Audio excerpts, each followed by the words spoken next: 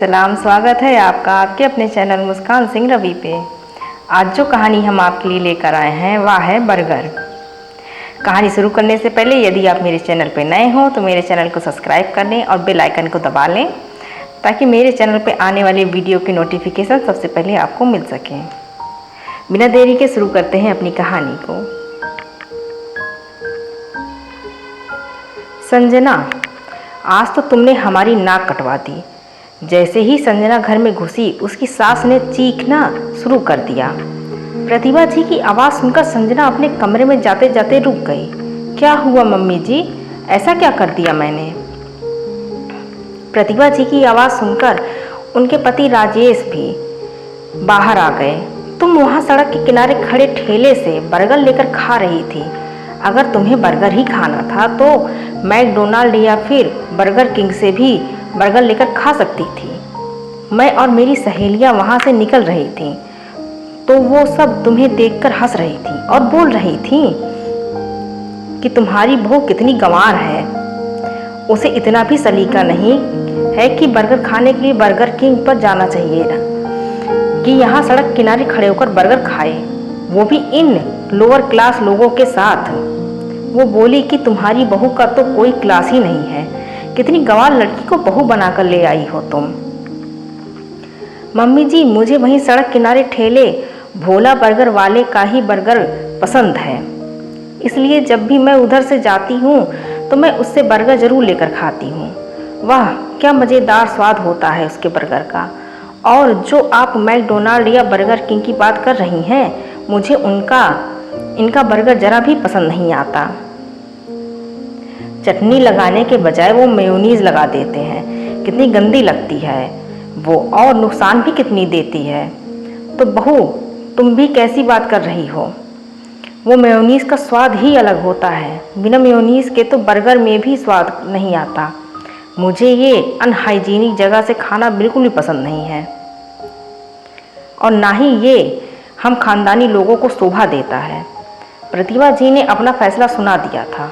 Mummy जी, मुझे तो भोला burger का ही बर्गर पसंद है और वही खाऊंगी।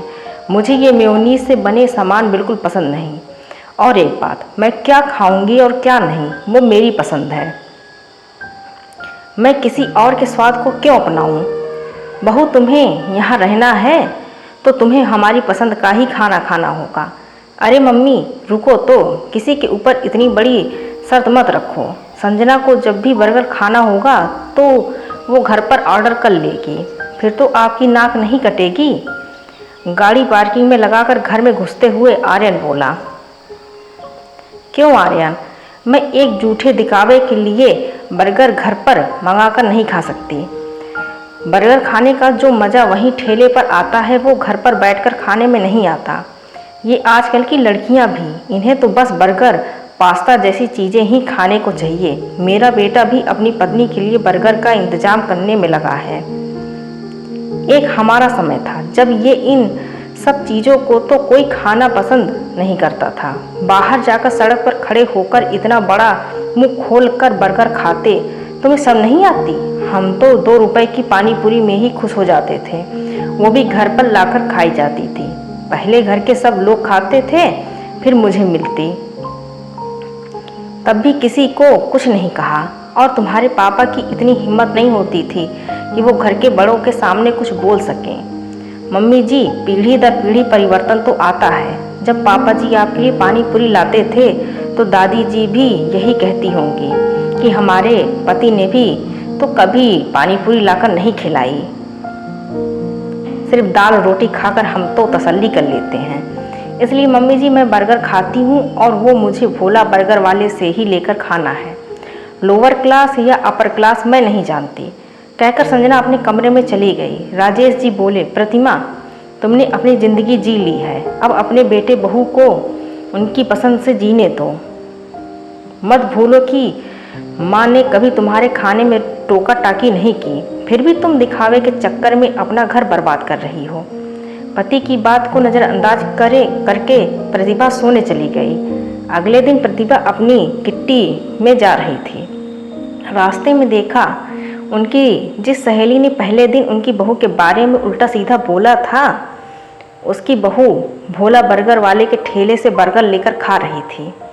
ध्यान से देखा तो साथ में उनकी सहेली भी थी जो बहुत चटखारे लेकर बर्गर खा रही थी। प्रतिभा जी को बहुत गुस्सा आया। उस दिन तो वो सहेली उनकी बहू के बारे में उल्टा सीधा बोल रही थी और आज खुद प्रतिभा जी कार से उतरकर सहेली के पास गई। सहेली उन्हें देखकर झेप गई।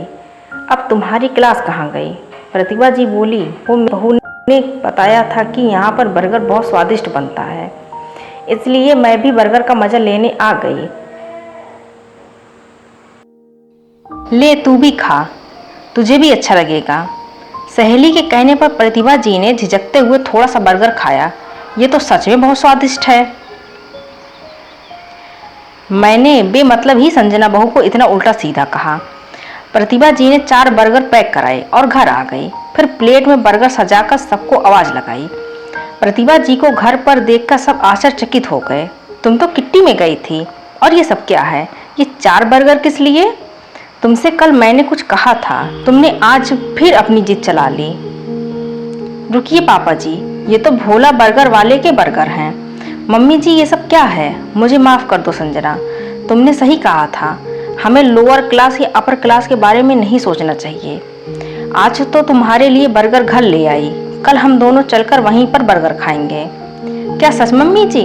संजना खुशी से उछली। चलो अब ज़्यादा खुश मत हो, वरना तुम्हारा बर्गर भी मैं खा लूँगी। सबने जल्दी से अपना अपना बर्गर उठा लिया। तुम औरतों का भी कुछ पता नहीं लगता, जब देखो तब रंग बदल लेती हो। राजेश जी की बात पर सब हंसने लगे।